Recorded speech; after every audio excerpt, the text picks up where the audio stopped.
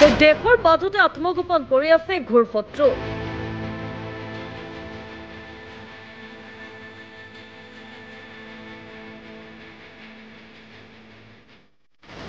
দুজন ডাক্তৰৰ গ্ৰেপ্তাৰে উদঙাইছে ভয়ংকৰ ষড়যন্ত্ৰ।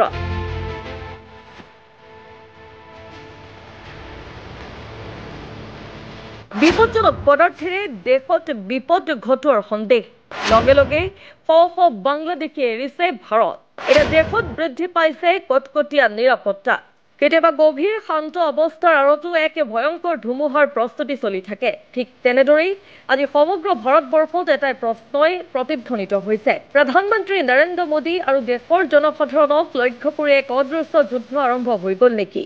এই প্ৰশ্নটোৱে দেশজুৰি তীব্ৰ চৰ্চা লাভ কৰিছে। যোৱা 24 ঘণ্টাৰ ভিতৰত দুজন চিকিৎসকক গ্ৰেপ্তাৰ কৰা হৈছে, যাৰ বিৰুদ্ধে ভাৰতৰ বিৰুদ্ধে যুদ্ধৰ বাবে ৰাসায়নিক আৰু বিস্ফোৰক সামগ্ৰী মজুত ৰখাৰ দৰে ভয়ংকৰ অভিযোগ উত্থাপিত হৈছে। দেশৰ ভিতৰতে এক গভীৰ ঘৃণাৰ বীজ ৰোপণ কৰাৰ চেষ্টা চলিছে, আৰু এই দুজন চিকিৎসক তাৰে এক উদাহৰণ। প্ৰথমজন ডাক্তৰ সৈয়দ আহমেদ মহিউদ্দিনৰ পৰা ৰাইজিন নামৰ এক ভয়ংকৰ বিষাক্ত পদাৰ্থ উদ্ধাৰ কৰা হৈছে, যি চাইনাইডতকৈও বহুগুণে বেছি মাৰাত্মক। এই বিষ পানী বা খাদ্যৰ জৰিয়তে আনকি হাজাৰ হাজাৰ লোকৰ প্ৰাণ ল'বলৈ সক্ষম। আনজন চিকিৎসক ডাক্তৰ আদিল আহমেদৰ পৰা 360 কিলোগ্ৰাম এমোনিয়াম নাইট্ৰেট আৰু এটা AK-47 ৰাইফল জব্দ কৰা হৈছে। জুইৰ সংস্পৰ্শলৈ আহিলে এমোনিয়াম নাইট্ৰেটে এক বিধ্বংসী বিস্ফোৰণ ঘটাব পাৰে। মাত্ৰ 150 কিলোগ্ৰাম এমোনিয়াম নাইট্ৰেটে 2-3 কিলোমিটাৰ ব্যাসাৰ্ধৰ এলেকা ধ্বংস কৰিব পাৰে।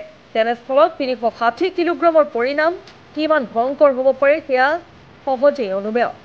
আটাইতকৈ উদ্বেগজনক কথাটো হ'ল, এই দুজন অভিযুক্তই উচ্চ শিক্ষিত চিকিৎসক হৈও ভাৰতৰ গুৰুত্বপূৰ্ণ স্থানত সন্ত্ৰাসবাদী আক্ৰমণৰ পৰিকল্পনা কৰাৰ অভিযোগত অভিযুক্ত।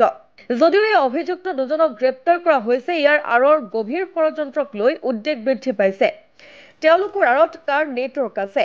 কোন শক্তিয়ে ভাৰতক অস্থিৰ কৰিব বিচাৰিছে?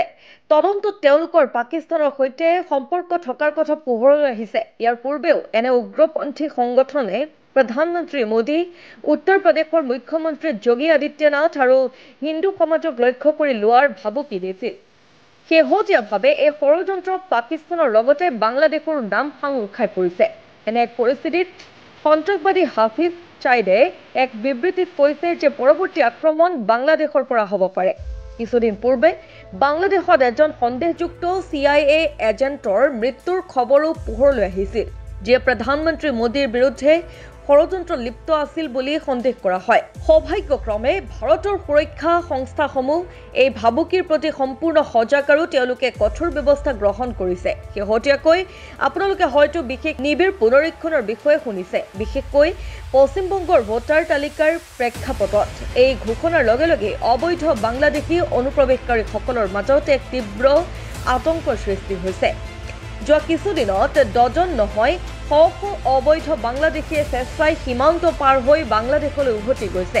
তেওঁলোকে ভাৰত এৰিছে কাৰণ তেওঁলোকে জানে যে ইয়াত থাকিলে তেওঁলোকে হয়তো আহমেদ আৰু আদিলৰ দৰে উগ্ৰপন্থীৰ জালত পৰিব পাৰে। এই ঘটনাই দেশবাসীক এক স্পষ্ট বাৰ্তা দিছে, আভ্যন্তৰীণ সুৰক্ষাৰ প্ৰতি আমি সকলোৱে অধিক সজাগ হোৱা উচিত। আমাৰ সুৰক্ষা সংস্থাসমূহে নাগৰিকসকলৰ সুৰক্ষা নিশ্চিত কৰিবলৈ অহৰহ কাম কৰি আছে।